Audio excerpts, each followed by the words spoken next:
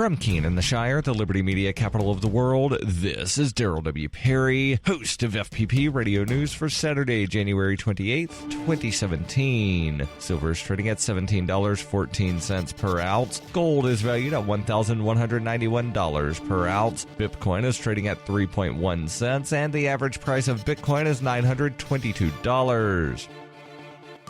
Antiwar.com reports during his first post-inauguration visit to the Pentagon, President Trump on Friday signed an executive order for what he described as the start of a great rebuilding of the armed forces, seeking to increase the size of the U.S. military, which already spends roughly as much as the 8 next largest militaries in the world combined. Trump promised the plan would include new warplanes, new ships, new resources, and an increase in the number of special forces. The order calls for the Pentagon and Office of Management and Budget to work jointly on increasing military spending in the next fiscal year and in ways that will give the Pentagon chief more flexibility on spending. Exactly how much bigger the 2018 military budget is going to end up being is unclear, as analysts have estimated things like the planned increase in warships adding a massive amount both in construction cost and in maintenance. At the same time, the Trump plan calls for reducing spending on projects not considered high priority. That's potentially difficult, however, as the costliest weapon projects, even those the Pentagon is relatively ambivalent about, tend to carefully spread their spending through enough congressional districts as to make the cuts politically difficult. Trump made increasing the size and strength of the military a top priority during his campaign and is considering several proposals on escalating the fighting against the Islamic State, which is likely to involve an increase in ground troops deployed around the Middle East. This, too, is likely to increase cost in the final budget.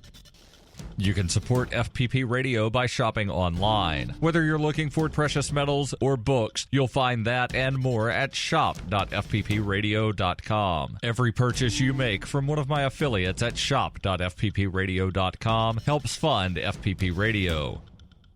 UPI reports a federal judge determined that Ohio's 3-drug lethal injection protocol is unconstitutional, putting 3 executions on hold. U.S. District Court Magistrate Judge Michael Mers wrote in Thursday's 119-page decision that the use of the sedative midazolam is not sufficiently humane. He wrote, "The use of midazolam as the first drug in Ohio's present 3-drug protocol will create a substantial risk of harm or an objectively intolerable risk of harm." Mers sided with 3 Ohio death row inmates who argued that midazolam could not pass the U.S. Supreme Court threshold under the 8th Amendment protecting against cruel and unusual punishment and amounted to a less humane method of execution. A December ruling said that Ohio cannot resume executions until an appeals court rules on whether the state must reveal the identities of companies manufacturing the drug combinations used in executions. Using a 2-drug protocol in 2014, Ohio executed inmate Dennis McGuire, who lasted 26 minutes. The state then stopped all executions and in October announced it would use midazolam with paralysis-inducing rocuronium bromide and heart-stopping potassium chloride. Ohio's law on executions states that a drug or combination of drugs must quickly and painlessly cause death. Late on Thursday, the Ohio Attorney General's office said that it would appeal the decision.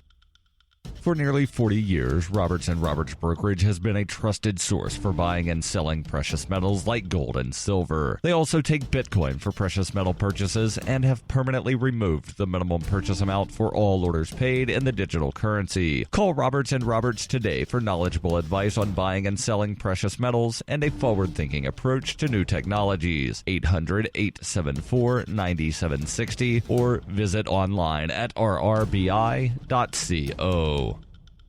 Reuters reports the FBI appeared to go beyond the scope of existing legal guidance in seeking certain kinds of internet records from Twitter as recently as last year, according to legal experts, citing 2 warrantless surveillance orders the social media company published on Friday. Twitter said its disclosures were the first time the company had been allowed to publicly reveal the secretive orders, which were delivered with gag orders that were issued in 2015 and 2016. Their publication follows similar disclosures in recent months by other major internet companies, including Yahoo and Alphabet Google. Each of the 2 new orders, known as national security letters, specifically request a type of data known as electronic communication transaction records, which can include some email header data and browsing history, among other information. The FBI did not immediately respond to a request for comment, and an FBI Inspector General report from 2014 indicated that it disagreed with the memo's guidance. In a blog post announcing the 2 national security letter disclosures, Twitter said it did not hand over all of the information requested by the FBI.